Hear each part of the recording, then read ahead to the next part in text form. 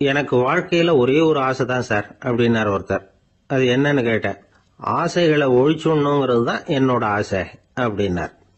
இப்படி ஆசைகளை ஒழிக்க வேண்டும் அப்படிங்கறதையே ஒரு ஆசையா கொள்றது அபத்தம் அப்படிங்கிறார் ஒரு பெரியவர். இது மாதிரி ஆசைகளை ஒழிக்க ஆசைப்பட்டா அந்த நோக்கம் நிறைவேறாதான். அந்த முயற்சியால புதுசா சில துன்பங்கள் தான் சேருமா. அதுல புதுசா ஒரு ஆசை தலை தூக்கும் அப்படிங்கிறார் அவர். ஆசைகளை தானா விழ வச்சுடலாம். அதுக்கு வழி என்ன தெரியுமா? எந்த ஒரு ஆசையையுமே பூரணமா நிறைவேற்றிக் கொள்ள முடியாதுங்கிறத உணரணும். அதை உணர்ந்தா ஆசைகள் தானா விழுந்துரும். அதை விட்டுட்டு ஆசைகளை விட்டுடணுங்கிறதையே ஒரு ஆசையா வச்சுக்கிட்டு அதுக்காக கடுமையா முயற்சிகளையும் செஞ்சுக்கிட்டு நான் ஆசைகளை விட்டுட்டு ஞானோதயம் அடையறதுக்கு கடுமையா முயற்சி பண்ணிட்டு இருக்கிறேன் சார் அப்படின்னு சொல்லிக்கிட்டு இருந்தா எந்த காலத்திலையும் ஞானோதயம் வரப்போறது இல்லை. அதுக்கு பதிலா துன்பம் தான் சேரும் அப்படிங்கிறது அவரோட கருத்து. எந்த ஒரு ஆசையையும் பூரணமா நிறைவேற்றிக் கொள்ள முடியாது அப்படிங்கறத உணரணும். ஒரு ராஜா, அவர் மனசுல அமைதி இல்லை, எப்பவும் கஷ்டப்பட்டுக்கிட்டே இருந்தார். இந்த துன்பத்தை போக்குறதுக்கு பல வழிகள்ல என்னென்னமோ முயற்சியெல்லாம் பண்ணி பார்த்தார். ஒன்னும் சரியா வரல. கடைசியா ஒரு காரியம் பண்ணார். அதாவது ஒரு வேதாந்தியை தேடிட்டு போனார். அவரை பார்த்து கேட்டார், ஐயா, என்னுடைய துன்பங்கள்ல இருந்து நான் விடுபடணும், அதுக்கு சுலபமா ஏதாவது ஒரு வழி இருந்தா சொல்லுங்களேன் அப்படின்னு கேட்டுக்கிட்டார். அதுக்கு அந்த வேதாந்தி சொன்னார், அதுக்கு ஒரு வழி சொல்றேன், அது மாதிரி செய்ய. அதாவது உன்னுடைய ராஜ்யத்துக்குள்ள போதுங்கிற மனசோட வாழுற ஒருத்தனை கண்டுபிடிக்கணும். அப்படி கண்டுபிடிச்சு அவனுடைய சட்டையை வாங்கி நீ போட்டுக்கணும். அப்படி போட்டுக்கிட்டா உன்னுடைய துன்பம் தீர்ந்துரும் அப்படின்னார். உடனே ராஜாவுக்கு ரொம்ப மகிழ்ச்சி. அரண்மனையில இருந்த அத்தனை பேரையும் ஆளுக்கு ஒரு பக்கமா அனுப்புனார். தேட சொன்னார். போதுங்கிற மனசுடைய ஒருத்தனை கண்டுபிடிச்சி கொண்டுகிட்டு வாங்க அப்படின்னார். எங்கெங்கயோ தேடி கடைசியா ஒரு ஆளை கண்டுபிடிச்சாங்க. அவன் போதுங்கிற மனசோட இருக்கிறவன் தான். ஆனா அவன்கிட்ட சட்டை எதுவும் இல்லை. இடையில கட்டி இருக்கிற துண்டே போதுங்கிற மனசோட அவன் வாழ்ந்துகிட்டு இருக்கிறான். சட்டை இருந்தாவில் ராஜா வாங்கி மாட்டிக்க முடியும். அந்த வேதாந்தி ஏன் அப்படி சொன்னாருங்கிறதுக்கான அர்த்தம் இப்பதான் ராஜாவுக்கு புரிஞ்சுதான். இதுவரைக்கும் சொன்னதெல்லாம் ஞான மார்க்கத்தை தேடிடுறவனுக்கான உள்ள தகவல். இப்ப இன்னைக்கு இளைஞர்கள் இதை கேட்டுட்டு நமக்கு ஆசையே வேணாம் அப்படின்னு முடிவு பண்ணிவிட்டா வாழ்க்கையில முன்னேறவே முடியாது. நம்முடைய முயற்சிக்கு ஆசைதான் தூண்டுகோ. அதனால இந்த ஆசையையும் அந்த ஆசையையும் போட்டு குழப்பிக்க கூடாது. ஆனா ஒண்ணு, பேராசை நமக்கு தேவையில்லை. நாம படுற ஆசையிலேயும் ஒரு நியாயம் இருக்கணும். ஏன்னா நம்மள சில பேர், நீங்க தான் சார் சொன்னீங்க, அதனாலதான் ஆசைப்பட்டேன், அரைதான் கிடைச்சது மிச்சம் அப்படிம்பாங்க கன்னத்தை தடவிக்கிட்டே. அதனால இப்பெல்லாம் எந்த தகவலை சொன்னாலும் ரொம்ப எச்சரிக்கையா இருக்க வேண்டி இருக்குது. ஒரு ஆளு ஒரு கடை வச்சு வியாபாரம் பண்ணிட்டு இருந்தான். அவனுக்கு ரொம்ப பேராசை, நிறைய பணம் சேர்க்கணும்னு. திடீர்னு ஒரு நாள் அவனுக்கு உடம்பு ரொம்ப சுகம் இல்லாம போயிட்டுது. இனிமே பிழைக்கிறது கஷ்டங்கிற நிலைமை. மரணப்படுகையில இருக்கிறான். சொந்தக்காரங்கள்லாம் சுத்தி உட்கார்ந்து இருக்கிறாங்க. இவன் மெதுவா கண்ணை திறந்து பாக்குறான். என் வீட்டுக்காரி எங்கன்னா, இதோ இருக்கேன் அப்படின்னாங்க அந்த அம்மா. பசங்கள்லாம் எங்கேங்கிறான். இதோ பக்கத்துல தான் நின்றுட்டு இருக்கிறோங்கிறாங்க. பொண்ணுங்க எங்கேங்கிறான். எல்லாம் இங்கதான் இருக்கிறோம் அப்படிங்கிறாங்க.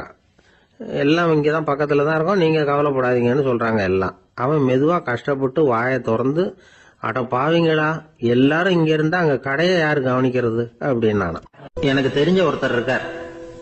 அவரு ஒரு பெரிய காவல்துறை அதிகாரி, ரொம்ப கண்டிப்பானவர். அவரை கண்டாவே எல்லாரும் பயப்படுவாங்க. அப்படிப்பட்டவர் வீட்டுக்கு போனா அப்படியே அடியோட மாறிடுவார்.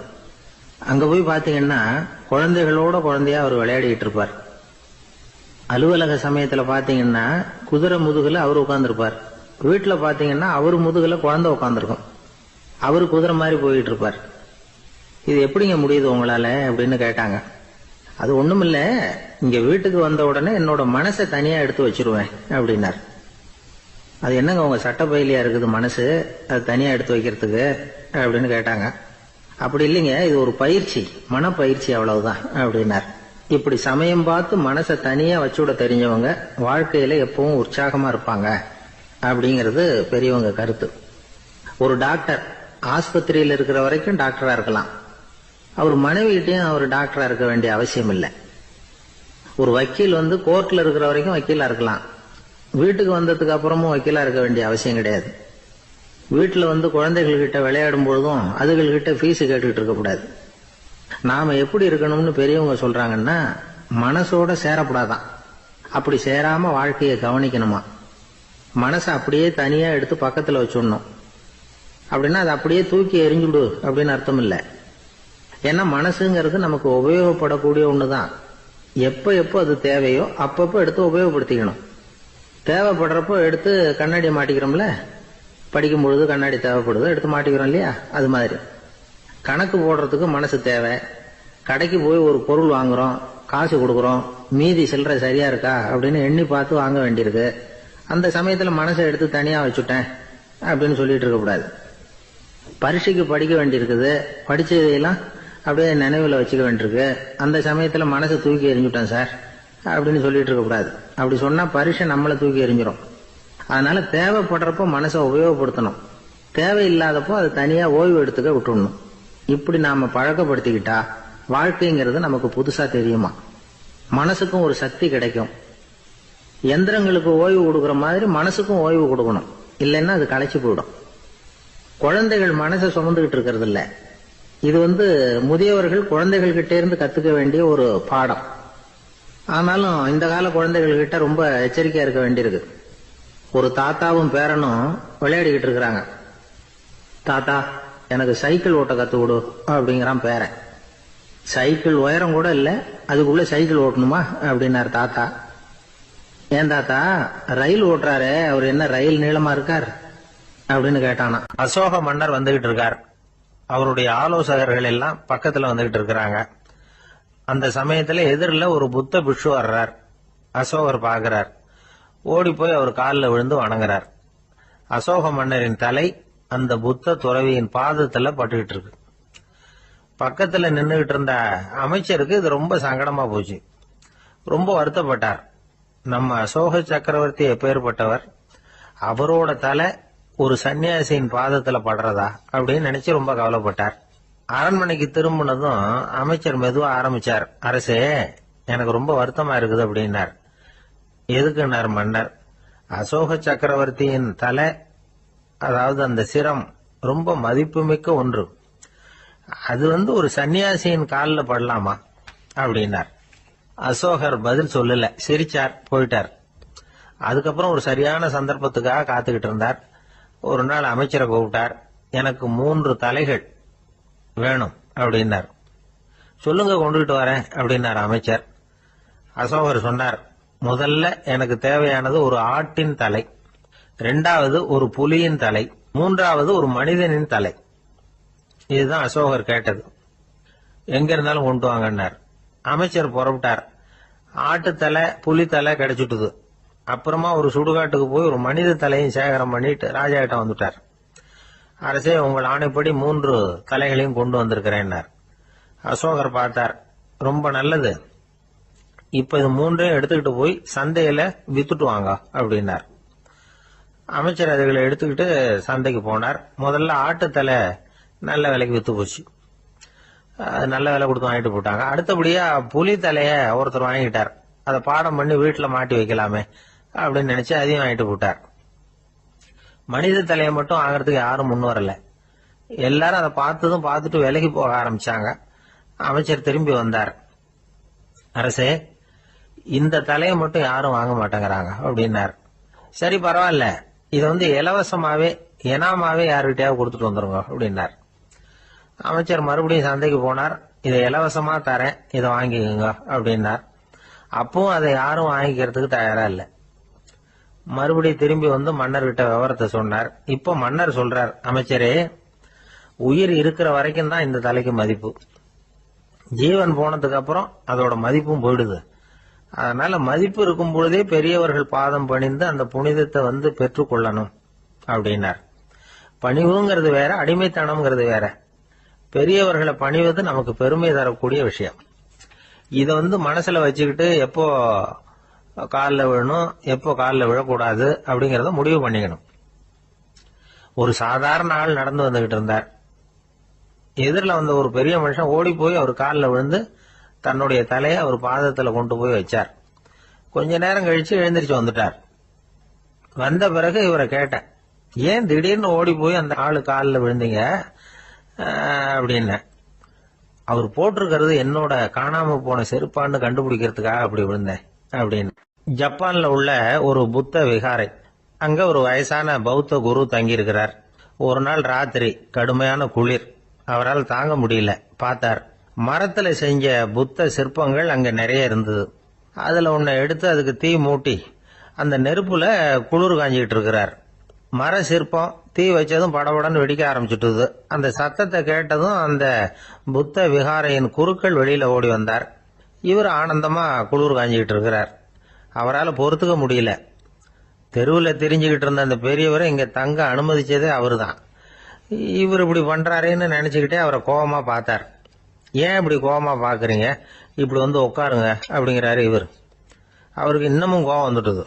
எங்கள் கடவுளை வந்து எரிச்சுட்டீங்களே அப்படின்னு சத்தம் போட்டாராம். அப்படியா அப்படின்னு கேட்டுக்கிட்டே அந்த சாம்பலை கிளறினார் இவர். என்ன செய்யறீங்கன்னு கேட்டிருக்காரு அவர். நான் எலும்புகளை தேடுறேன்னாராம். நீங்க ஒரு பைத்தியம், இது ஒரு மர சிற்பம், இதுல எலும்புகள் கிடையாது அப்படின்னாராம். அவருக்கு கோபம் வந்துட்டுது. உடனே வெளியில போங்கன்னு கத்தியிருக்கார்.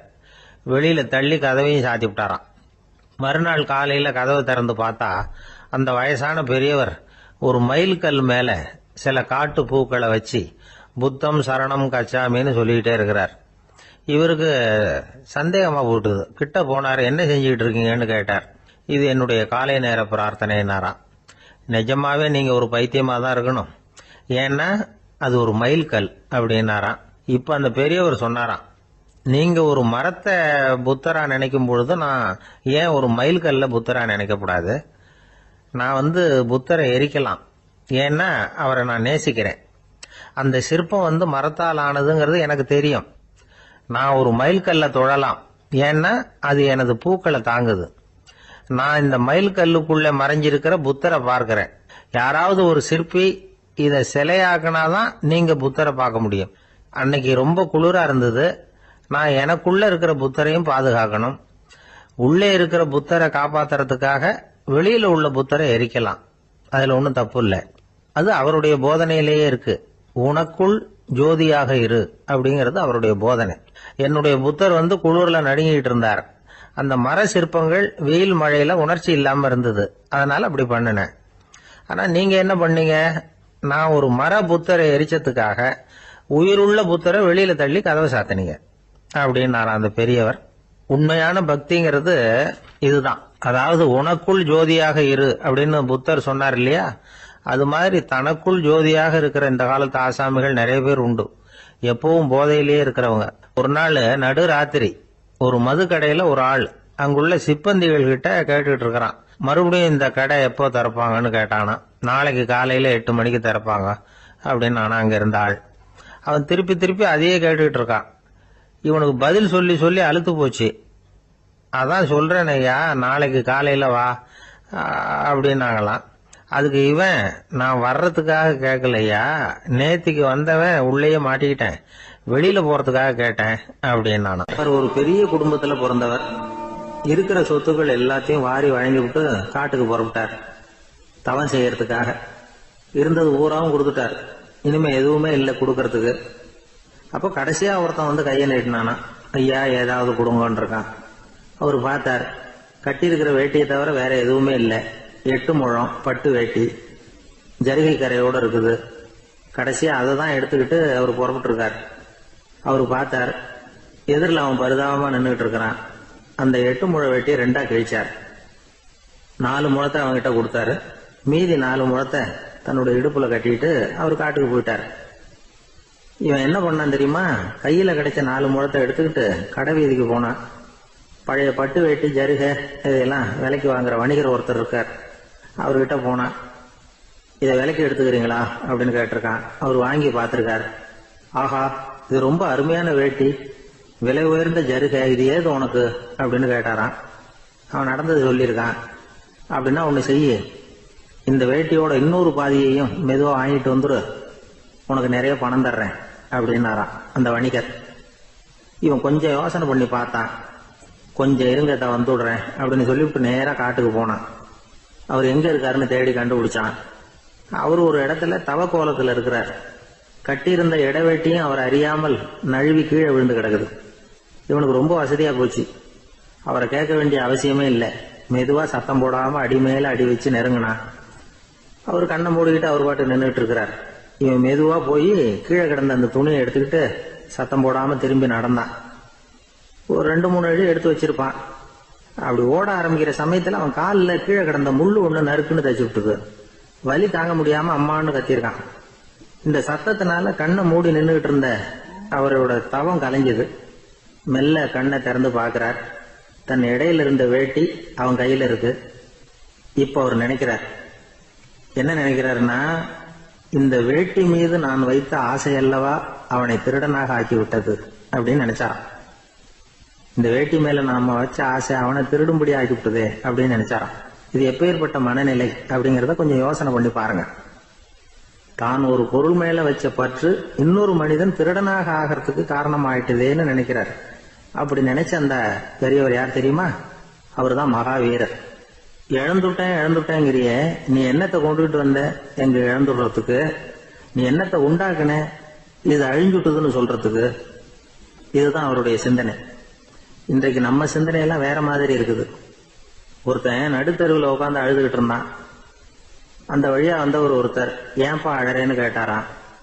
5 ரூபா சார், இந்த இடத்துல விழுந்துட்டுது, ரொம்ப நேரமா தேடுறேன், கிடைக்காது போல இருக்கு அப்படின்னு சொல்லிவிட்டு அழறான். எப்போ தொலைஞ்சதுன்னு கேட்டாராம் அவரு. அது எனக்கு தெரியாது சார், பணத்தை தொலைச்சவன் தேடி பார்த்துட்டு போயிட்டான், நான் அவனுக்கு பின்னாடி தேட வந்தவன் அப்படின்னு நானா. இவன் ஒரு ரயில் வேகமா போயிட்டு இருக்கு. அது ஒரு ரயில்வே ஸ்டேஷன்ல கொஞ்ச நேரம் நின்னுது. அப்போ அதுல ஒரு ஆள் ஏறினார். தலையில ஒரு மூட்டையை வச்சிருந்தார். மூட்டையை தலையில சுமந்துகிட்டே உள்ள வந்தாரு. மூட்டையை தலையில சுமந்துகிட்டே ஒரு இடத்துல உட்கார்ந்தார். ரயில் மறுபடியும் புறப்பட்டது. இவர் தன் தலையில இருந்த மூட்டையை கீழே இறக்கி வைக்கணும்ல, வைக்கல, சுமந்துகிட்டே வர்றார். எதிரில் உட்கார்ந்துருந்தவர் கேட்டார், ஏங்க ஏன் இப்படியே உட்கார்ந்து இருக்கிறீங்க தலையில மூட்டையை வச்சுக்கிட்டு? மூட்டையை கீழே இறக்கி வைக்கலாமே அப்படின்னார். வேணாங்க, பாவம், தலையில இருக்கிற மூட்டையை இறக்கி ரயில்ல வச்சா ரயிலுக்கு பாரம் அதிகமா இருக்கும் அப்படின்னார் அவரு. இப்படி ஒரு ஆளை பார்த்தா நமக்கு சிரிப்பு தான் வரும். ஏன்னா ரயிலுங்கிறது அந்த மூட்டையையும் சேர்த்து சுமந்துக்கிட்டு தான் போகுது. அவன் அந்த மூட்டையை தலையில வச்சிருந்தாலும் ஒண்ணுதான், தரையில வச்சிருந்தாலும் ஒண்ணுதான். அதனால ரயிலுக்கு எந்த மாற்றமும் ஏற்பட போறதில்லை. அதே மாதிரி தான் நம்ம மனமும். இதுவும் ஒரு தேவையில்லாத சுமை, அனாவசியமா சுமந்துகிட்டு இருக்கிறோம். இத கீழே இறக்கி வச்சுட்டா வாழ்க்கை பிரயாணம் சுகமா இருக்கும். ரயில் பிரயாணம் பண்ற அந்த ஆள் மூட்டையை சுமக்கிறான், வாழ்க்கை பிரயாணம் பண்ற நாம மனசை சுமக்கிறோம். இது ரெண்டுக்கும் எந்த வித்தியாசமும் இல்லை. மனசை கீழே இறக்கி வச்சுட்டா பாரம் இல்லாமல் வாழலாம், பறவைகள் மாதிரி பறக்கலாம், குழந்தைகள் மாதிரி கள்ளங்கபடம் இல்லாம வாழலாம். இந்த வெளி உலகத்துல நாம நிலை பெற்று இருக்கணும், வேரூன்றி இருக்கணும். அதே சமயம் நம்முடைய உள்வெளியில ஆன்மீக வாழ்க்கையில பாரம் இல்லாம இருக்கணும். அப்போ பறக்கணும், நதியை போல ஓடணும், மிதக்கணும், பயணம் சுகமா இருக்கும், களைப்பு தெரியாது, கவலை தெரியாது. ஒரு சீடன் போதி தர்மரை நாடி வந்தான். குருவே, நீங்கள் என்ன வெறுமையாக இருக்க சொன்னீங்க, நான் இப்ப மறுபடியும் வெறுமையானவன் ஆகிட்டேன், அதனால இப்ப என்ன செய்ய சொல்றீங்க என்ன அப்படின்னு சொல்லி நின்னான். உடனே அந்த குரு பக்கத்துல இருந்த ஒரு குச்சியை எடுத்து அவன் தலையில அடிச்சு, போய் அந்த வெற்றுத்தன்மையையும் வீசி எறிந்து விட்டு வா அப்படின்னார். நான் இப்போ காலியா இருக்கிறேன்னு ஒருத்தன் சொல்றான்னு வச்சுங்க, அது உண்மை இல்லை. ஏன்னா இன்னமும் அதுல நான்கிற எண்ணம் இருக்குது. எந்த சிந்தனையும் இல்லாம இருக்கிறது கடினம் தான். ஆனாலும் மனிதன் அதுல உள்ள நுட்பத்தை புரிஞ்சுக்கிட்டான்னா இவ்வளவு தூரம் தூக்கி சுமந்துக்கிட்டு வந்த அந்த மனதின் முட்டாள்தனத்தை அவனே பார்த்துட்டு சிரிப்பான். இதுதான் பெரியவங்க சொல்லியிருக்கிற ஆலோசனை. நம்மால் ஒருத்தன் தலையில ஒரு பெரிய மூங்கில் கூடையோட ரயில்ல உட்கார்ந்தான். கூடை தலையில இருந்தது, கீழே இறக்கி வைக்கல. எதிரில் இருந்தவர் கேட்டார், ஏங்க எதுக்காக அதை அனாவசியமா சுமந்துகிட்டே இருக்கீங்க, கீழே இறக்கி வைங்களேன்னார். இல்லைங்க, நான் வீட்டை விட்டு புறப்படும் பொழுதே என் பையன் சொல்லிவிட்டான் கூடைய தலையை விட்டு இறக்கப்படாதுன்னு அப்படின்னார். அவன் சின்ன பையன், விவரம் இல்லாம சொல்லியிருப்பான். இப்ப என்ன நேரில் வந்தா பாத்துக்கிட்டு இருக்கிறான், நீங்க இறக்கி வைங்கன்னார் அவர். அவன் நேரில் பாத்துக்கிட்டு இல்ல, இருந்தாலும் நான் இந்த கூடையை கீழே இறக்கி வச்சா அது அவனுக்கு தெரிஞ்சிரும் அப்படின்னாரு இவரு. அது எப்படின்னாரு அவர். அவன் தனக்கு டிக்கெட் வாங்க வேணாம்னு சொல்லி இப்ப இந்த கூடைக்குள்ளதான் உட்கார்ந்துருக்கிறான் அப்படின்னு. ஒரு ஏரி ஓரமா 2 பசங்க நடந்து போயிட்டு இருக்கிறாங்க. அதுல ஒருத்தன் பணக்கார வீட்டு பையன், இன்னொருத்தன் ஏழை. இவங்க 2 பேரும் போயிட்டு இருக்கிறாங்க. வழியில ஒரு இடத்துல ஒரு ஜோடி செருப்பு இவங்க கண்ணுல படுது. ஒரு விவசாயி அந்த செருப்பை அங்க விட்டுட்டு பக்கத்துல இருந்த ஏரியில கை காலை கழுவிட்டு இருக்கிறார். உடனே அந்த பணக்கார பையனுக்கு ஒரு ஐடியா. அவன் சொன்னானா, டேய், இப்போ ஒரு வேடிக்கை செய்யலாம். அந்த செருப்பு ரெண்டையும் தூக்கி எட்டத்துல வீசி எரிஞ்சிருவோம். அந்த ஆள் வந்து பார்த்துட்டு செருப்பை தேடி அல்லாடுவான், அங்கேயும் இங்கேயும் ஓடுவான், திரு திருன்னு முழிப்பான். அதை பார்த்து நாம ரசிக்கலாம், நல்ல தமாஷா இருக்கும் அப்படின்னு இருக்கான். இப்படி சொல்லிவிட்டு அந்த செருப்புகளை தூக்கத்துக்கு போனானா. கொஞ்சம் பொறு அப்படின்னானா அந்த ஏழை பையன். ஏன்னு கேட்டிருக்கான் அவன். இப்போ அந்த ஏழை பையன் சொன்னானா, நீ சொல்றது ஒன்றும் வேடிக்கை கிடையாது. உன்னோட செருப்பு தொலைஞ்சா உன் அப்பா உடனே உனக்கு வேற செருப்பு வாங்கி கொடுத்துருவார். ஆனா அந்த ஆளுக்கு இந்த செருப்பு தொலைஞ்சதுன்னா வேற புதுசா வாங்கறதுக்கு வாயையும் வயத்தையும் கட்டி பணத்தை சேர்க்க வேண்டியிருக்கும். அதனால நான் ஒரு வேடிக்கை சொல்றேன், அது மாதிரி செய், அது இன்னமும் தமாஷா இருக்கும் அப்படின்னானா. எப்படி அது சொல்லுன்னு இருக்கான் அவன். செருப்பு ரெண்டும் அது இருக்கிற இடத்துலயே இருக்கட்டும். உன் சட்டை பையிலிருந்து ஒரே ஒரு ரூபாய் நாணயத்தை எடு. அதை அந்த செருப்பு மேல அதோட குதிகால் பகுதியில வச்சுட்டு நாம ரெண்டு பேரும் அந்த மரத்துக்கு பின்னாடி ஓடி போய் மறைஞ்சு நின்னுக்குவோம். அப்புறம் பாரு வேடிக்கைய அப்படின்னா. அதே மாதிரி ரூபாய் காசு செருப்பு மேல வச்சுட்டு இவங்க ரெண்டு பேரும் மறைஞ்சு நின்றுக்கிட்டாங்க. கொஞ்ச நேரத்துல அந்த விவசாயி வந்தார். காலில் உள்ள மண்ணை தட்டிவிட்டு செருப்பை மாட்டுறதுக்காக போனார். அங்கிருந்த காசு கண்ணில் போட்டுட்டுது. அவருக்கு ஆச்சரியமா போச்சு. அதை கையில் எடுத்து பார்க்கிறார். 4 பக்கமும் திரும்பி திரும்பி பார்க்கிறார், யார் இதை வச்சிருப்பான்னு. கடைசியில் ஆகாயத்தை பார்க்கிறார். ஆண்டவா, இது உன்னோட கருணை தான். நீ தான் யாரோ புண்ணியவான் மனசுல தர்மம் பண்ற எண்ணத்தை உண்டாக்கி இருக்கிற. அந்த புண்ணியவான் நல்லா இருக்கணும் அப்படின்னு வாழ்த்தி அந்த காசை கண்ணில் ஒத்திக்கிட்டாராம். மறைஞ்சிருந்து பார்த்துக்கிட்டு இருந்த ஏழை பையன் இப்படி சொன்னான், பாத்தியா, உன்னை புண்ணியவான்னு வாழ்த்தி விட்டு போறார் அந்த ஆள். அவருக்கும் சந்தோஷம், அதை பார்த்து நமக்கும் சந்தோஷம். உனக்கு ரூபாங்கிறது ஒரு பெரிய விஷயம் இல்லை, ஆனா அதனால நமக்கு கிடைச்சிருக்கிற மகிழ்ச்சி ரொம்ப உயர்வானது அப்படின்னு நானும். வேடிக்கையும் கிண்டலும் இது மாதிரி அடுத்தவங்களுக்கு இடைஞ்சலா இல்லாம இருக்கணும் அப்படிங்கிறார் கலைவாணர். ஆனா பாருங்க, அவருக்கே இடைஞ்சலா வர்ற விஷயங்களை கூட அவர் வேடிக்கையா தான் எடுத்துக்கிட்டாராம். ஒரு தடவை ஒருத்தர் கலைவாணர்கிட்ட வந்து, ஐயா, என் குழந்தை செத்து போச்சு அப்படின்னு சொல்லி அழுதாராம். உடனே இவர் அவருக்கு 100 ரூபாய் பணத்தை கொடுத்து, இந்தாங்க அடக்கம் செய்யுங்க அப்படின்னு சொல்லி அனுப்பி வச்சாராம். 1 வருஷம் கழிச்சு மறுபடியும் அதே ஆள் வந்திருக்கார். இவர் மறந்துருப்பாருங்கிற நினைப்புல, அண்ணே, என் குழந்தை இறந்து போச்சுண்ணே அப்படின்னாராம். இவர் மறுபடியும் 100 ரூபாய் கொடுத்து ஆறுதல் சொல்லி அனுப்பி வச்சாராம். 7-8 மாசம் கழிச்சு மறுபடியும் அதே ஆள் வந்திருக்கார். அவர் வாயை திறக்கிறதுக்கு முன்னாடியே இவர் 100 ரூபாய் அவர் கையில வச்சு, போன 2 தடவை தான் குழந்தை செத்து போச்சு, இந்த தடவையாவது அதை சாகாம காப்பாத்தி விடு அப்படின்னு சொல்லி அனுப்பி வச்சாராம். அதுக்கப்புறம் அந்த ஆள் வர்றதே இல்லையா. ஒரு சன்னியாசி, அவரு ஒரு நாள் ஒரு கனவு கண்டாராம். அந்த கனவுல அவர் சொர்க்கத்துக்கு போறார். அங்க ஒரு பெரிய திருவிழா நடந்துகிட்டு இருக்குது. எங்க பார்த்தாலும் அலங்கார வளைவுகள், வண்ணமயமான விளக்குகள், பாதைகள் பூரா மலர்கள், எல்லா கட்டடங்களும் ஒளிமயம். அவ்வளவு கோலாகலமா பிரம்மாண்டமா அந்த திருவிழா நடந்துகிட்டு இருக்குது. அது என்ன திருவிழாங்கிறது இந்த சன்னியாசிக்கு புரியல. அங்க எதிரில் வந்துகிட்டு இருந்த ஒருத்தரை நிறுத்தி, என்ன விசேஷம் இங்க அப்படின்னு விசாரிச்சாராம். உனக்கு தெரியாத விஷயம், இன்னைக்கு இறைவனுக்கு பிறந்த நாள், அதைத்தான் எல்லாரும் சேர்ந்து கொண்டாடுறோம். இதுக்காக பிரம்மாண்டமான ஊர்வலம் ஒண்ணு வரப்போகுது. இறைவனே அந்த ஊர்வலத்துல கலந்துகிறார் அப்படின்னார் அவரு. உடனே அந்த சன்னியாசி ஒரு மரத்து நிழல்ல ஒதுங்கி நின்றுகிட்டார். ஊர்வலம் வந்துகிட்டு இருக்குது. முதல்ல ஒரு குதிரை வந்துகிட்டு இருக்கு. அது மேல ஒருத்தர் உட்காந்துருக்கிறார். அவருக்கு பின்னாடி நிறைய பேர் கூட்டமா வந்துகிட்டு இருக்கிறாங்க. இவ்வளவு கூட்டம் இவர் பின்னாடி வருதே, யார் இவரு அப்படின்னு கேட்டார்.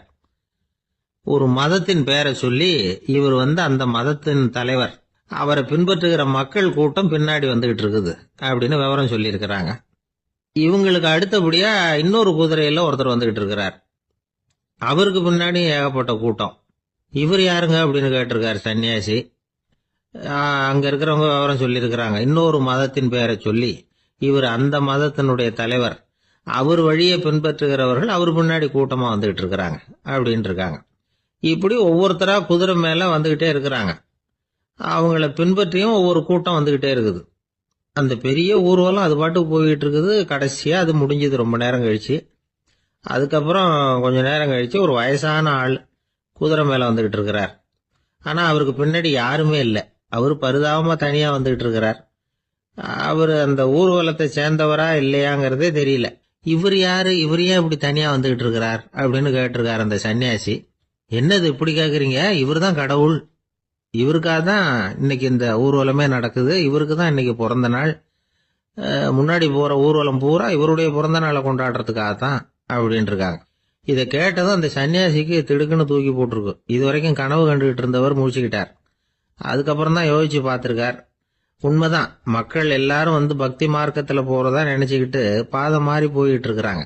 கடவுளை பின்பற்றுவதாக நினைக்கிறாங்க பக்தர்கள். ஆனா கடவுளுக்கு பின்னாடி யாருமே இல்லை. இன்னமும் இயல்பா இதை பத்தி யோசிச்சு பார்த்தா உண்மைக்கு பின்னாடி தான் நான் போய்கிட்டு இருக்கேன் அப்படின்னு நிறைய பேர் சொல்றாங்க. ஆனா அந்த உண்மை வந்து அனாதையா போய்கிட்டு இருக்குது. அப்படி ஆயிட்டுது உலகம். இந்த காலத்திலயும் ஒரு ஊர்வலம், ஒரு பெரிய மனுஷருக்கு பிறந்த நாள் விழா. அவர் குதிரை மேல ஏறி முன்னாடி போயிட்டு இருக்கிறார். அவருக்கு பின்னாடி ஒரு 100 பேர் தொண்டர்கள் அவங்க பாட்டுக்கு போறாங்க. எல்லாம் பணம் கொடுத்து ஏற்பாடு பண்ணவங்க. எல்லாம் பணம் வாங்கிட்டு பின்னாடி போயிட்டு இருக்கிறாங்க. கொஞ்ச தூரம் நடந்ததும் கால் வலிக்க ஆரம்பிச்சுட்டுது. ஒவ்வொருத்தரும் அப்படியே ஒதுங்க ஆரம்பிச்சுட்டாங்க. அதான் முன்னாடியே பணம் கிடைச்சிட்டுதே, இனிமே ஒதுங்கினா என்னன்னு ஒதுங்கிட்டாங்க. ஒரு கட்டத்துல குதிரையில போறவர் தற்செயலா திரும்பி பாக்குறாரு, பின்னாடி யாருமே இல்லை, எல்லாரும் ஓடி போயிட்டாங்க. ஒரே ஒரு ஆள் மட்டும் ரொம்ப விசுவாசமா பின்னாடி நடந்து வந்துகிட்டு இருந்தான். ஏன்பா நீ மட்டும் வந்துகிட்டு இருக்கிறியே, நீ வீட்டுக்கு போகலையான்னு கேட்டிருக்காரு அவரு. நீங்க அந்த குதிரையையும் அதுக்குள்ள வாடகை பணத்தையும் கொடுத்துட்டீங்கன்னா நானும் போயிடுவேன் அப்படின்னு நானா இந்த ஆள். ஒரு ஊர்ல ஒருத்தர் இருந்தார், ரொம்ப நல்லவர். யாருக்காவது ஏதாவது கொடுத்துக்கிட்டே இருப்பார், கொடையாளி. தினமும் யாராவது ஒருத்தருக்கு ஏதாவது கொடுக்கலன்னா அவருக்கு தூக்கம் வராது.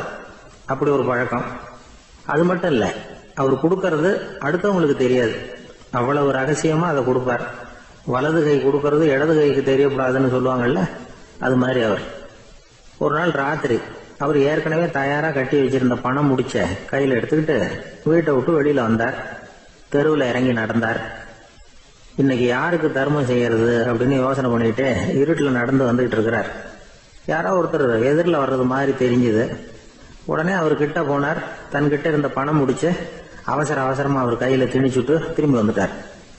அப்பாடா, ஒரு வழியா யாருக்கும் தெரியாம இன்னைக்கு தர்மம் பண்ணியாச்சு அப்படிங்கிற மகிழ்ச்சி, மன நிறைவு அவர் முகத்துல. நிம்மதியா தூங்கினார். அப்புறம் எழுந்திரிச்சார். மறுநாள் காலையில ஊரு பூரா ஒரே பேச்சு. என்ன பேச்சுன்னா, நேற்று ராத்திரி ஒரு திருடன் கையில யாரோ பணத்தை கொடுத்துட்டு போயிருக்கிறாங்க அப்படின்னு எல்லாரும் பேசிக்கிட்டு இருக்கிறாங்க. இதை கேள்விப்பட்டதும் அந்த பெரியவருக்கு ரொம்ப வருத்தமா போச்சு. அடடா, போயும் ஒரு திருடனுக்கா உதவி பண்ணிருக்கிறோம், பிரயோஜனம் இல்லாம போட்டுதே அப்படின்னு நினைச்சார். சரி, இன்னைக்கும் யாருக்காவது உதவி பண்ணணும் அப்படின்னு முடிவு பண்ணினார். ராத்திரி நேரம் வந்தது. இவர் வழக்கம் போல தெருவில் இறங்கி நடந்தார். கையில பணம் முடிச்சு. எதிரில் ஒரு பெண் உருவம் மங்களா தெரிஞ்சது.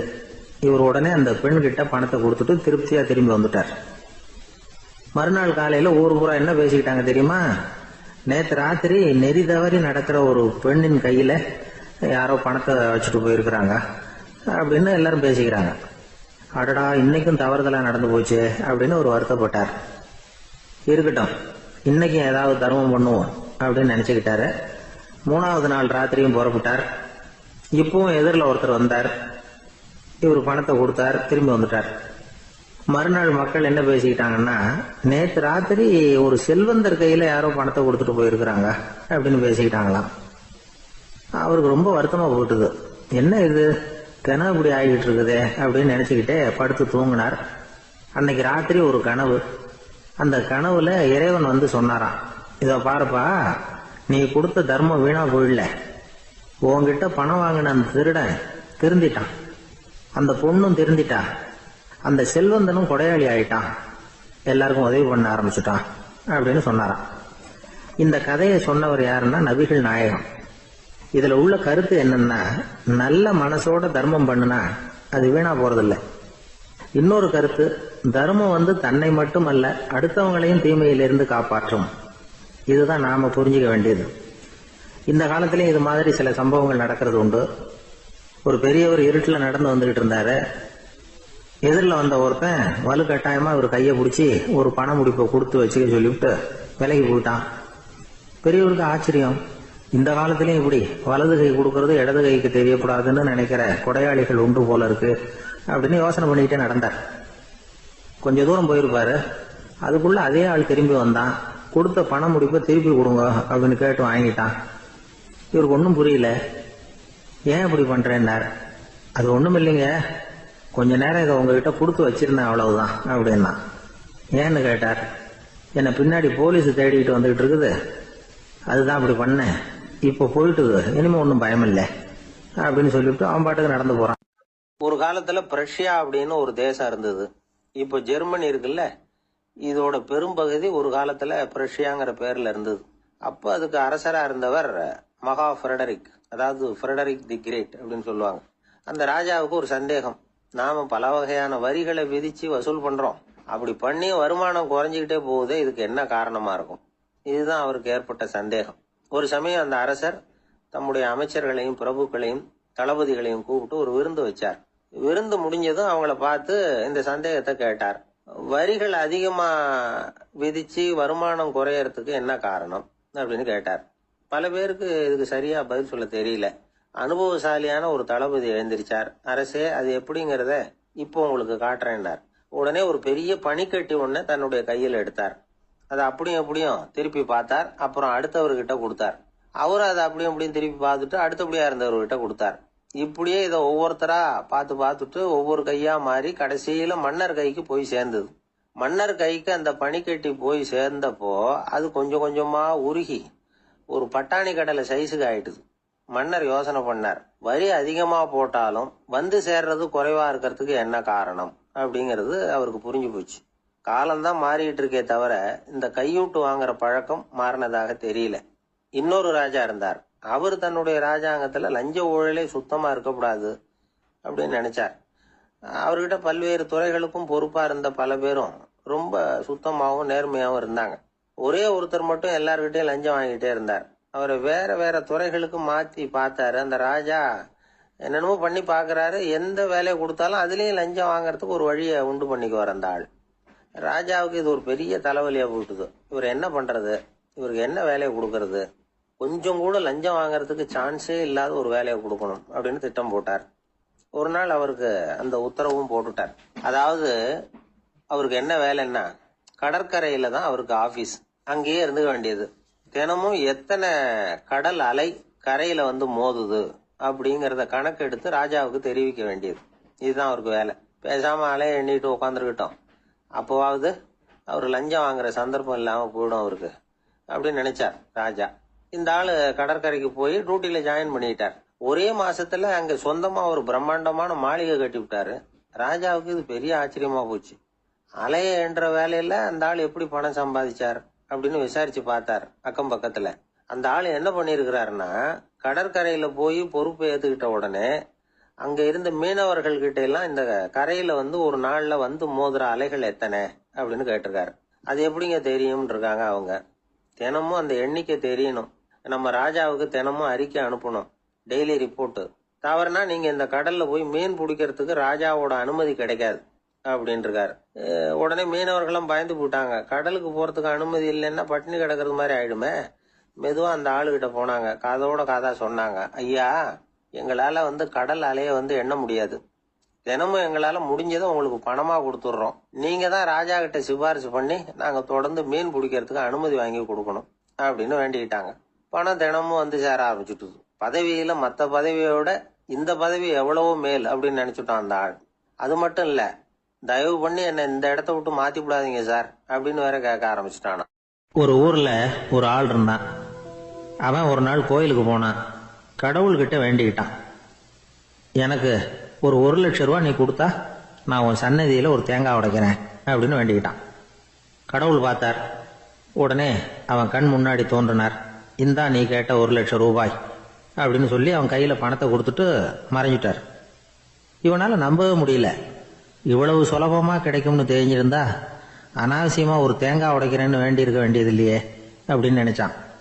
இருந்தாலும் வேண்டுதலை நிறைவேற்ற வேண்டியது கடமை. அதுக்காக என்ன பண்ணா, பக்கத்துல ஒரு கடைக்கு போனான். ஒரு தேங்காயை கையில் எடுத்தான். இது என்ன விலைன்னு கேட்டான். 5 ரூபான்னார் கடையில இருந்தவர். அதிகமா இருக்குதே விலைன்னா. அப்படின்னா ஒண்ணு செய்யுங்க, அடுத்த ஊருக்கு போங்க, அங்க தென்னந்தோப்பு அதிகம், அதனால அங்க இதை விட குறைஞ்ச விலைக்கு கிடைக்கும் அப்படின்னார். சரின்னு அடுத்த ஊருக்கு கிளம்புனான். அங்க போய் விசாரிச்சான்.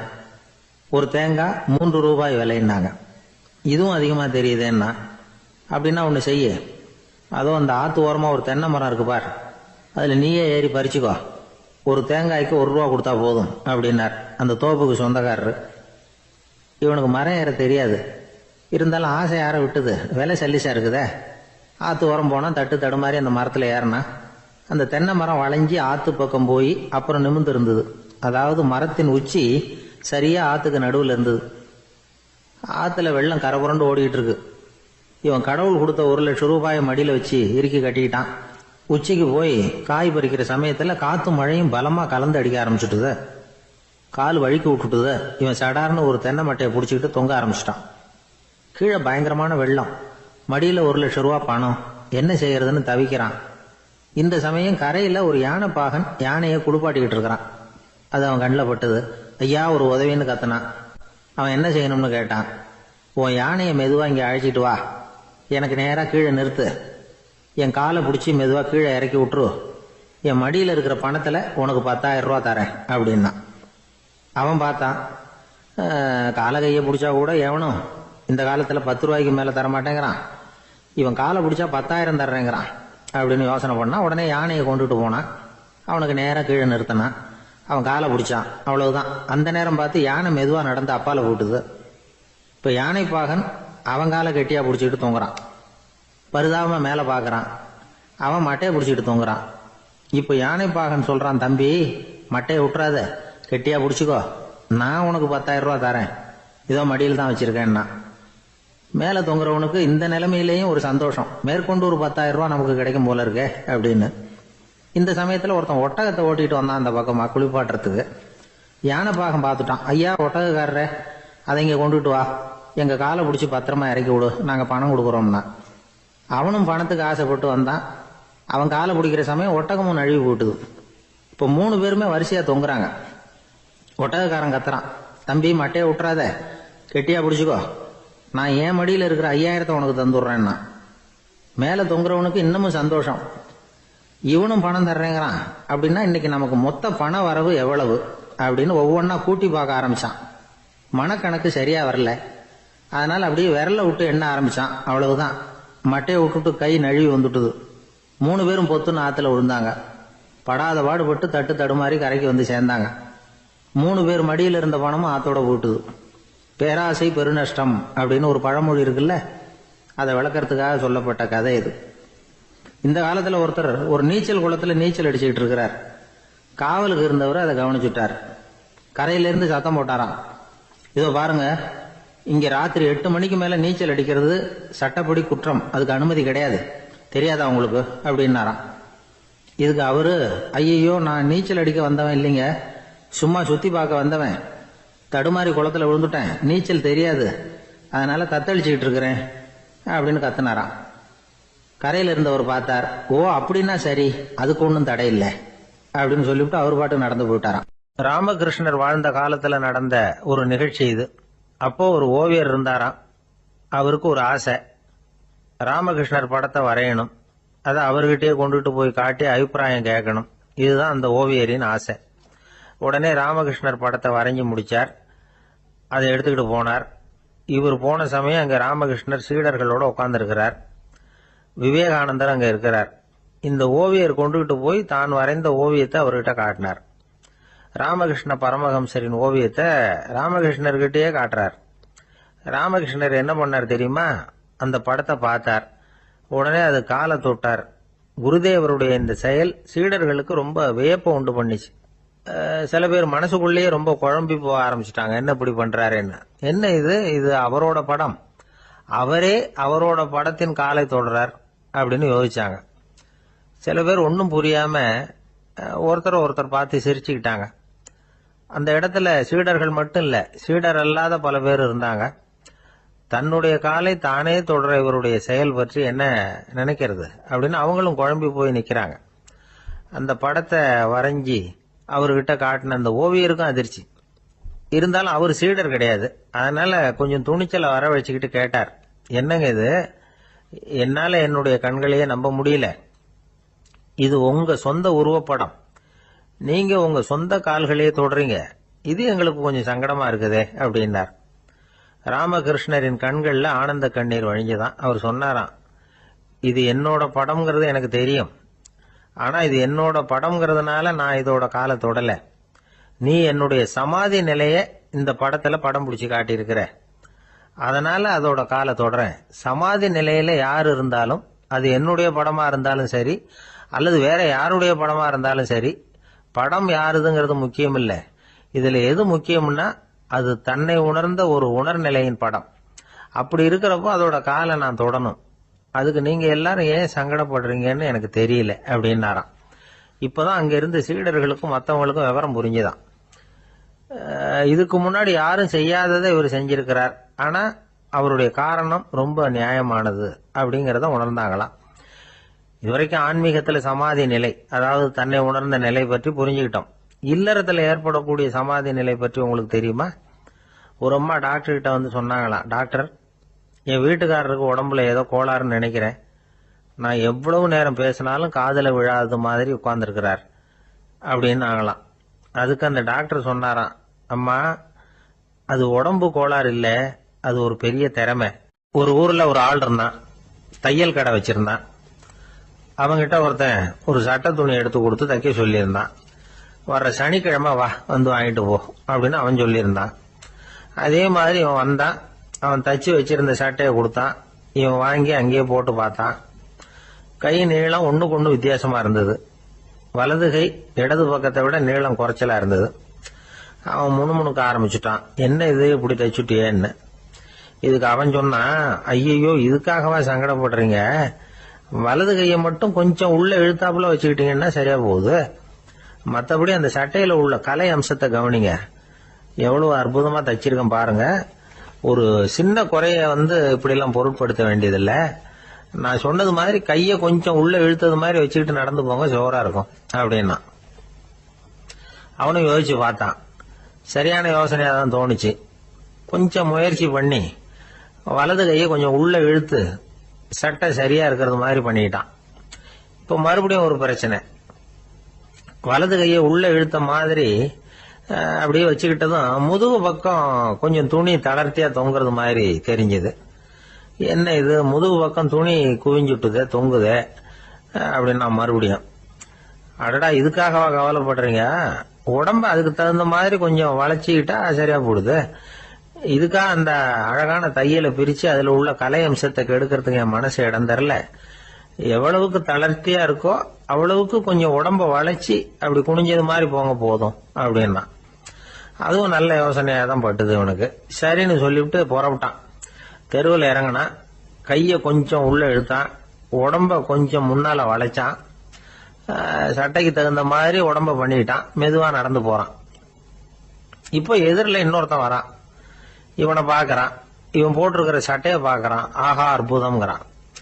சும்மா சொல்லக்கூடாது, ரொம்ப நல்லா இருக்கு, நிச்சயமா இது இந்த ஊர் மேல தெருவில் இருக்கிற ஒருத்தன் இருக்கானே, அவன் தச்சதா தான் இருக்கணும் அப்படின்னா. இதை கேட்டதான் அவனுக்கு ஆச்சரியம். எப்படி அவ்வளவு கரெக்டா கண்டுபிடிச்சிங்க அப்படின்னு கேட்டிருக்கான். இதுக்கு அந்த வழிபோகன்னு சொன்னானா, அவன் ரொம்ப கெட்டிக்காரன்.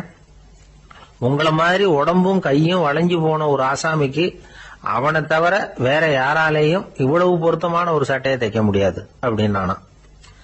பாருங்க, அவனுக்காக இவன் அனுசரிக்க போய் இவனோட நிலைமை எப்படி ஆயிடுது பாருங்க. இதே மாதிரிதான் சில சடங்குகளும் சம்பிரதாயங்களும் நம்மளை கோமாளி ஆக்கி விட்டுரும். எதுவா இருந்தாலும் அதுல அறிவுபூர்வமான அணுகுமுறை அவசியம். ஒரு நர்ஸ் அவசரமா ஓடி டாக்டர் கிட்ட சொல்லிச்சான், டாக்டர், ஒரு தப்பு நடந்து போச்சு. 10ஆம் நம்பர் பெட்ல இருக்கிற பேஷண்ட்டுக்கு காலில் ஆபரேஷன் பண்றதுக்கு பதிலாக கையில ஆபரேஷன் பண்ணி விட்டீங்க. கை ஆபரேஷன் பண்ணிக்க வேண்டிய ஆள் 7ஆம் நம்பர் பெட்ல இருக்கார் அப்படின்னு தான். அதுக்கு ஒரு பதட்டப்படாம சொன்னாராம், பரவாயில்ல, இவரை தூக்கி 7ஆம் நம்பர் பெட்ல போட்டுரு அப்படின்னு. ஒரு காட்டுல ஒரு நரி இருந்தது. ஒரு நாள் காலை நேரம் அது தன்னுடைய இருப்பிடத்திலிருந்து வெளியில வந்தது. கொஞ்ச தூரம் நடந்து வந்தது. அப்பதான் அது தன்னோட நிழலை கவனிச்சு பார்த்தது. பார்த்தா அது ரொம்ப நீளமா பெருசா இருக்குது. காலை நேரத்துல நிழல் அப்படித்தானே இருக்கும். ஆனா அந்த நரிக்கு அந்த விஷயம் தெரியல. தன்னுடைய நீண்ட பெரிய நிழலை பார்த்து ஆச்சரியப்பட்டது.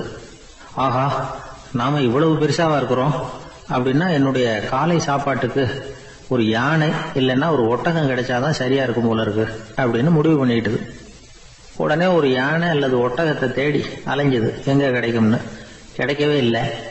மத்தியானம் 12 மணி ஆயிட்டுது. பசியோட அலையுது.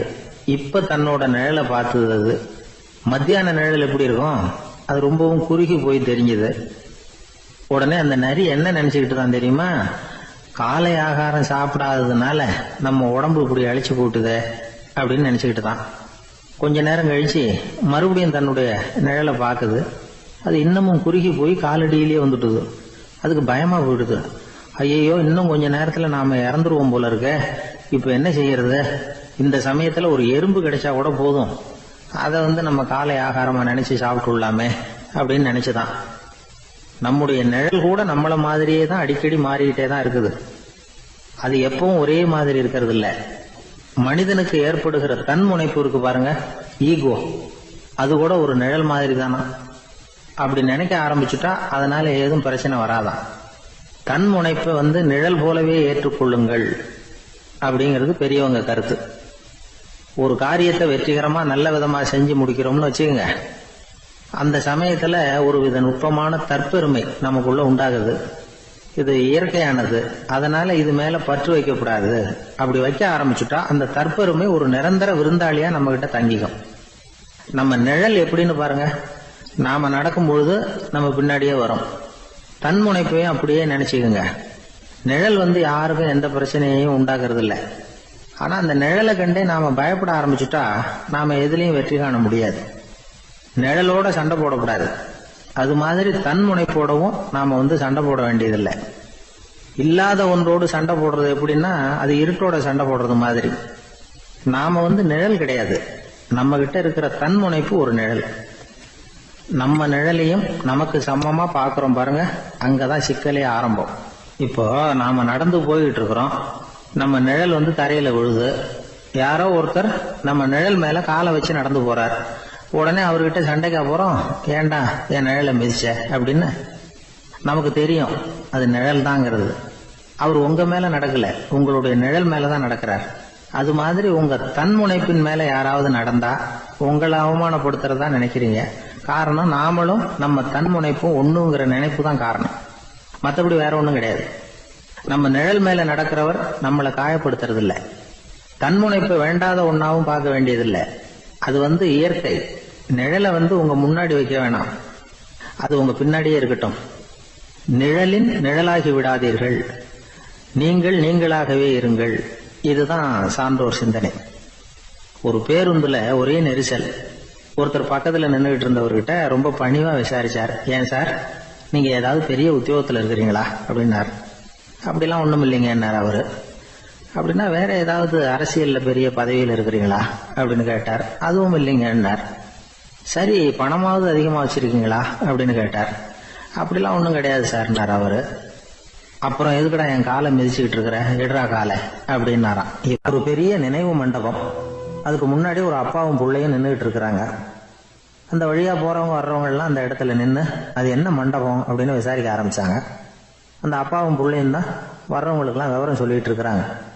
அதாவது இந்த இடத்துல ஒரு பெரிய மகான் சமாதி ஆயிருக்கார், அவர் சமாதியான இடத்துல இந்த நினைவு மண்டபத்தை கட்டியிருக்கிறோம் அப்படின்னாங்க. ஊர் பூரா இந்த செய்தி பரவிச்சு. நிறைய பேர் அந்த இடத்தை தேடி வர ஆரம்பிச்சாங்க. இங்க கொஞ்ச நேரம் உட்காந்துட்டு போனா மனசுக்கு ஒரு நிம்மதி கிடைக்குது அப்படின்னாங்க. அங்க இருந்த உண்டியல்ல நிறைய காசு போட்டுட்டு போறாங்க. பணம் கிடுகிடுன்னு நிறைய சேர ஆரம்பிச்சுட்டுது. பணம் நிறைய சேர்ந்த உடனே அந்த அப்பாவுக்கும் பிள்ளைக்கும் தகராறு வந்துட்டுது.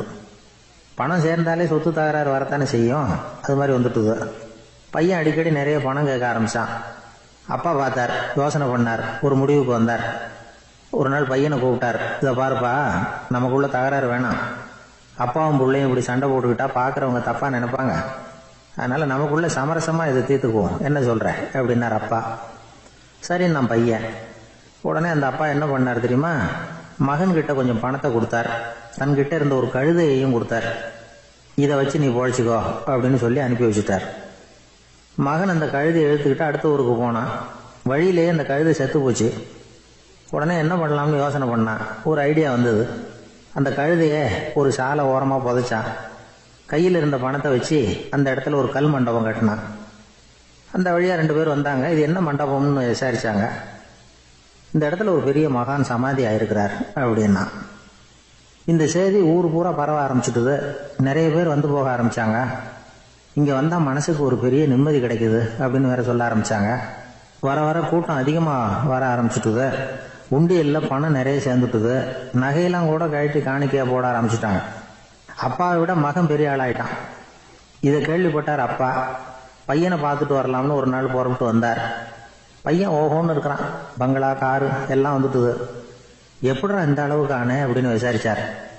அப்பா, எல்லாம் உங்க ஆசீர்வாதம் தான்.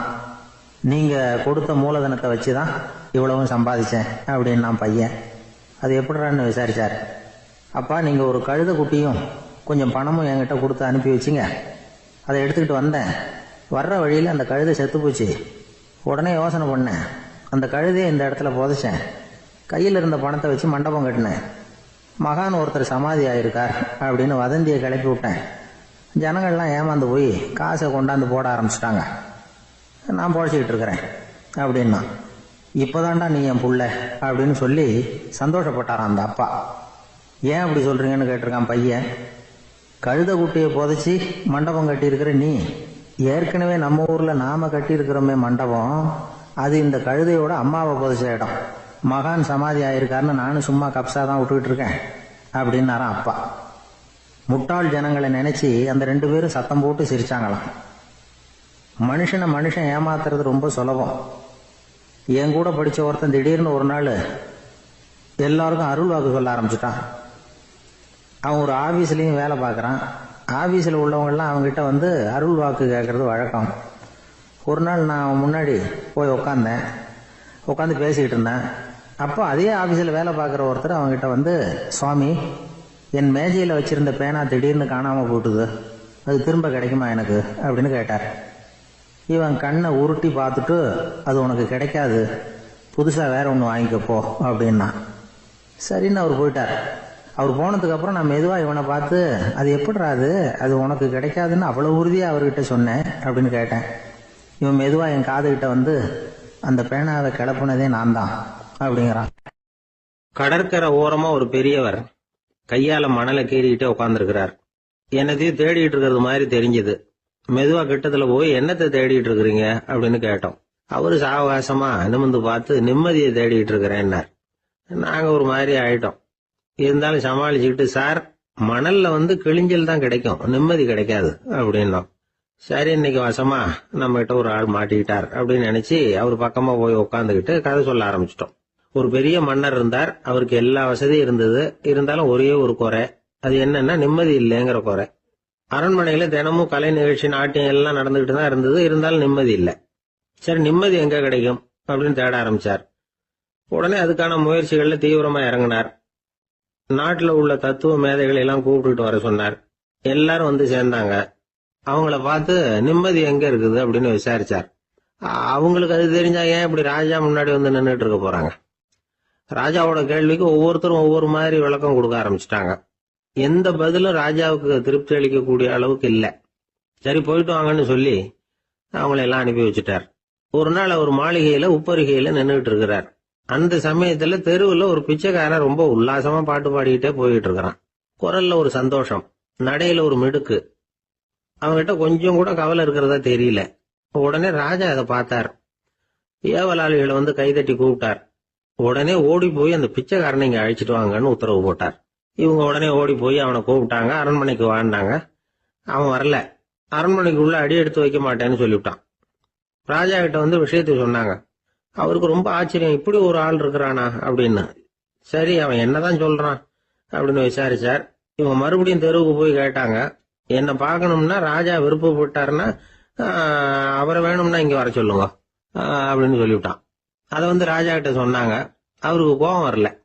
இவ்வளவு சுதந்திர உணர்வோட இருக்கிறவன் சாதாரண ஆளா இருக்க முடியாது அப்படின்னு நினைச்சார். உடனே கிடுகிடுன்னு இறங்கி தெருவுக்கு வந்தார். பிச்சைக்காரங்கிட்ட போனார்.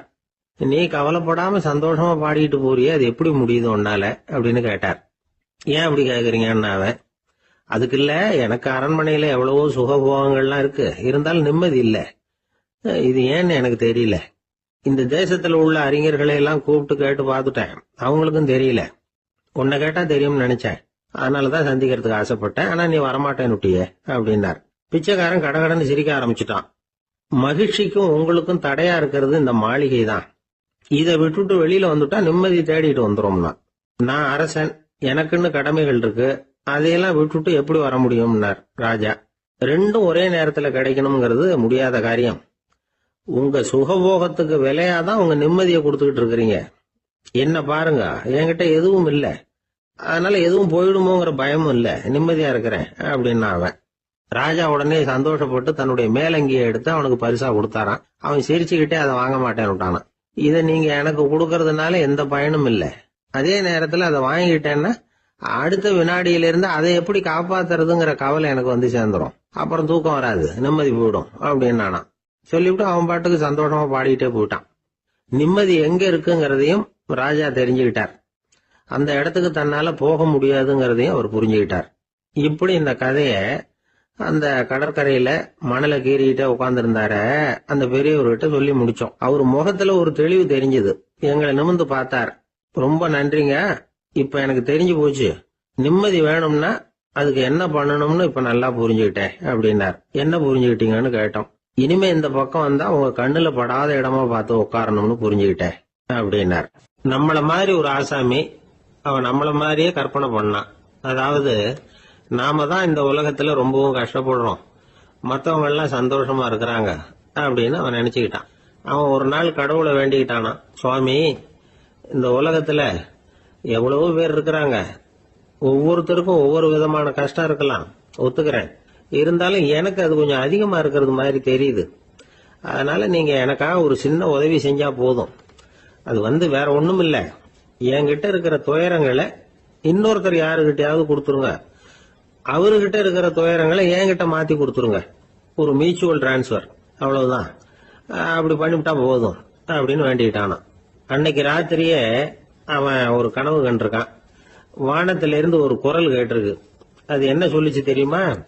ஏ ஜனங்களே, எல்லாரும் அவங்க கஷ்டங்களை ஒரு பையில போட்டு எடுத்துக்குங்க. அப்படி எடுத்துக்கிட்டு நேரா இந்த ஊர் எல்லையில இருக்கிற கோயிலுக்கு வந்து சேருங்க அப்படின்னு அந்த குரல். ஆஹா, கடவுள் நம்ம பிரார்த்தனைக்கு செவி சாய்ச்சுட்டார் அப்படின்னு சந்தோஷப்பட்டான் இவன். உடனே என்ன பண்ணா, தன்கிட்ட இருந்த கஷ்டத்தையெல்லாம் ஒரு சாக்கு பையில போட்டு எடுத்துக்கிட்டான். வீட்டை விட்டு வெளியில வந்தான். தெருவுல இறங்கி நடக்கிறான். அங்க பார்த்தா ஏகப்பட்ட பேர் ஆளுக்கு ஒரு பைய தூக்கிக்கிட்டு கோயிலுக்கு போயிட்டு இருக்கிறாங்க. சில பேர் மூட்டையா கட்டி தலையில சுமந்துக்கிட்டு போயிட்டு இருக்கிறாங்க. இவன் பார்த்தான். இவனுக்கு ரொம்ப ஆச்சரியமா இருந்தது. ஏன்னா எல்லாரும் வச்சிருக்கிற பைய இவன் பைய விட பெருசா இருந்தது. இவன் பை தான் இருக்கிறதுலயே கொஞ்சம் சின்னதா தெரிஞ்சது. இப்ப அவன் மறுபடியும் சாமியை வேண்டிக்கிட்டான். கடவுளே, இப்ப உள்ள சூழ்நிலையை கவனிச்சா என்கிட்ட இருக்கிற பைய பரவாயில்லன்னு தோணுது. அதனால வேற பைய எதையும் மாத்த வேணாம், இதுவே பரவாயில்ல, இந்த பையோட திரும்பி வீட்டுக்கு போனா போதும்னு நினைக்கிறேன் அப்படின்னு ஏதோ நினைக்க ஆரம்பிச்சுட்டான் அவன். எல்லாரும் கோயிலுக்கு போய் சேர்ந்தாங்க. கோயில்ல அந்த குரல் மறுபடியும் கேட்டுது. எல்லாரும் அவங்கவுங்க பைகளை சோகத்துல தொங்க விடுங்க. திடீர்னு விளக்குகள் அணையும், மணி அடிக்கப்படும், அதுதான் அடையாளம். அந்த சமயத்துல இருட்டுல உங்களுக்கு வேண்டிய பைய நீங்க மாத்தி எடுத்துக்கலாம், தேர்ந்தெடுத்துக்கலாம். வெளிச்சம் இருக்கிறப்பவே உங்களுக்கு பிடிச்ச பைக்கு பக்கமா பார்த்து நீங்க நின்னுக்கலாம் அப்படின்னு சொல்லி விவரம் சொல்லிச்சான் அந்த குரல். அப்படி சொன்னதுக்கு அப்புறம் திடீர்னு விளக்கு அணைஞ்சுது, மணி அடிச்சுது. கொஞ்ச நேரம் கழிச்சு மறுபடியும் விளக்குகள்லாம் எரிஞ்சுது. இப்போ பார்த்தா எல்லாரும் அவங்கவுங்க பையையே கெட்டியா பிடிச்சிட்டு நிக்கிறாங்க. இவனும் அப்படியே நிக்கிறான். இவன் மெதுவா பக்கத்துல நிக்கிறவங்கிட்ட கேட்டானா, ஏன் நீங்க பைய கையிலேயே வச்சிருக்கிறீங்க, செவுத்துல மாட்டலையா அப்படின்னு கேட்டிருக்கான். இல்லப்பா, நீ ஏன் கையிலேயே வச்சிருக்கிறியோ அதே காரணத்துக்காக தான் நாங்களும் வச்சிருக்கிறோம். நம்ம கவலைகளை பத்தி நமக்கு ஓரளவுக்காவது தெரியும். ஆனா மத்தவங்க கவலைகள் நமக்கு பரிச்சயம் இல்லாதவை, பழக்கம் இல்லாதது. அதனால நமக்கு தெரிஞ்ச கவலைகளை சமாளிக்கிறது சுலபம். தெரியாததை சமாளிக்கணும்னா மறுபடியும் ஆரம்பத்தில இருந்து ஆரம்பிக்கணும். அதனால பழைய நண்பர்களோட வாழறதுதான் மேல் அப்படின்னு ஆனான். அதுக்கப்புறம் அவன் தன்னோட பைய போதும்னு வீட்டுக்கு திரும்பி வச்சானான். இது ஒரு பெரியவர் சொல்லி இருக்கிற கதை. அதனால நம்ம கிட்ட இருக்கிற கஷ்டங்கள் தான் பெருசு, அதை இன்னொருத்தங்கிட்ட கொடுத்துட்டு மாத்திக்கலாம் அப்படின்னு நினைக்கிறது தப்பு. இதே மாதிரி இன்னொரு சம்பவம். ஒரு ஊர்ல ஒரு நாள் ராத்திரி ஆகாயத்தில இருந்து கடவுள் குரல் கேக்குது. இந்த ஊர்ல இருக்கிற ஜனங்கள்லாம் கொஞ்சம் கவனிங்க, உங்களுக்கு ஒரு செய்தி. அதாவது இங்க இருக்கிற ஜனங்கள்லயே கொஞ்சம் கூட கவலையே இல்லாத ஆள் யாருன்னு எனக்கு தெரியணும். அதனால எல்லாரும் அவங்க கவலைகளை ஒரு பையில போட்டு எடுத்துக்கிட்டு கோயிலுக்கு வாங்க அப்படின்னாரு கடவுள். உடனே வரிசையா எல்லாரும் வர ஆரம்பிச்சாங்க. எல்லார் கையிலயும் பை இருந்தது, சின்னதும் பெருசுமா. கவலையே இல்லாத ஆள் யாருன்னு தேடினார் கடவுள். ஒரே ஒரு ஆள் மட்டும் கையில எதுவும் இல்லாம வெறும் கையை வீசிக்கிட்டு ரொம்ப ஜாலியா நடந்து வந்துகிட்டு இருந்தான். கடவுள் அவங்க கிட்ட போனார். ஏன்பா உனக்கு கவலையே இல்லையா அப்படின்னு கேட்டார்.